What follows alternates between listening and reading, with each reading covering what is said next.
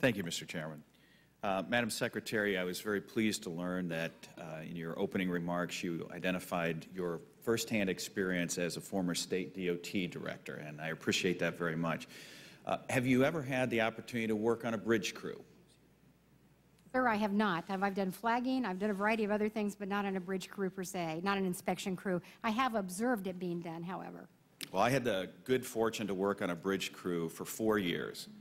And one of the things that we often don't focus on in these discussions is that thousands of men and women put their lives on the line every day to build and repair our aging infrastructure all over this country. And one of the things you learn very quickly when you're working on those jobs is that there's a lot more to putting together our aging infrastructures than just dollars and cents. And one of the things we know is that when we commit to reinvesting in infrastructure, there are ripple effects far beyond safety, far beyond transportation of goods and services, and into the economy and communities all over this country. One of the other things you quickly learn when you work for a county road department is there are ripple effects with highway projects that are being done at a federal level, and then state right-of-way or federal right-of-way gets abandoned to states on existing federal highways that are no longer subject to the same type of road use, and then those states end up abandoning their right-of-way to county governments, and all of this gets passed on and on and on. And the cost of maintaining many of these structurally deficient and obsolete bridges is borne by lower-level government agencies who many times don't have the resources that we do here in Congress. So as someone who represents a state that ranks number 4th in terms of overall structurally deficient bridges as a percentage of its population, this is a very acute concern to the Iowa Department of Transportation and to many county supervisors all across our state in 99 separate jurisdictions. So what I'd like you to do is talk a little bit about your perspective as a former state DOT director and how our federal system of highway repairs and funding is impacted by all of these decisions we're making that are important not just from a safety standpoint, but in the other areas I was talking about. Congressman, different states do things differently. For example, in Virginia, they are responsible for the entire system of primary and secondary roads. In other states, in Iowa, for example, and in my home state of Arizona, that responsibility goes to county governments and then ultimately in some cases to city governments as well.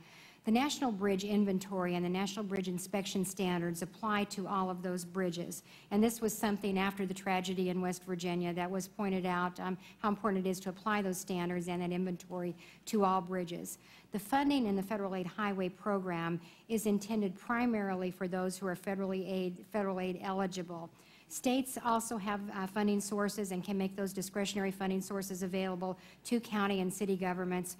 In my experience in the state of Arizona, we allocated approximately half of the state discretionary revenues to local governments so that they could use on their system. If there was a case where the federal government was taking a bridge or a road off that system and it was no longer a part of the federal aid system or the national highway system, perhaps, then it had to be in good operating condition before it could be then allocated to a to a county government or to a city government. So before any transfer was made, it was ensured that that infrastructure, whether it be a roadway or a bridge, was in good operating condition.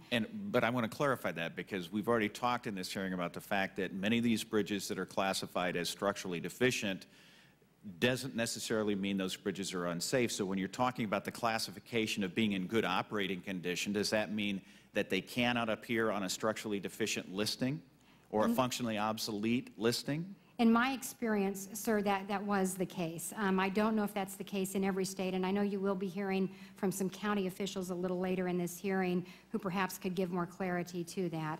But I did always feel, as the person responsible for the Arizona Department of Transportation, that we should not put problems on county or city governments who had even fewer resources to deal with than we in the state level had. One of the other questions I had relates to the rescissions that we've been talking about, and one of the things I haven't heard you or the administrator discuss is whether or not you think that the policy that's currently in place with the 50% allocation is working. And I would like to hear from both of you on whether you think it needs to be adjusted. I'll give you first my thoughts and then certainly ask the administrator to give his. I believe that what we should do is, in the aftermath of this tragedy and looking at our bridge program, is to establish standards, ensure those standards are accurate, to which the bridges need to be maintained, and then not allow transfer of money out of those accounts unless a state can demonstrate that they are maintaining their bridges to that level or to that standard. And Rick, please, you work more closely with this. Yes, sir. In the transfer and the rescissions that states have been dealing with, many of the states, in fact, if you take all 50 in the district and Puerto Rico in aggregate, there are more funds that are transferred in from some of the other program into the bridge investment than there are rescissions and transfers going out. And I believe, and you'll have an opportunity to check with some of the state officials later on, that the transfers and the rescissions are made to create a more flexible ability to use those funds. But they do get, in the aggregate, they get rolled back up into the bridge investment. But I do think there can be some improvements made. Right now, the allocation of the bridging dollars, the apportionment that is done, is based upon the condition of the bridge, as opposed to other characteristics which are just as important. The ADT, the average daily traffic demands on the bridge, the maintenance requirements and the maintenance investments, these preventive maintenance investments that are being made on bridges, the asset management programs that are in place are all very important to ensure that investments are being made wisely and effectively. And I think we can expand the criteria against which these apportionments are made for bridge funding. Thank you. Gentleman's time has expired. Mr. Lobiondo,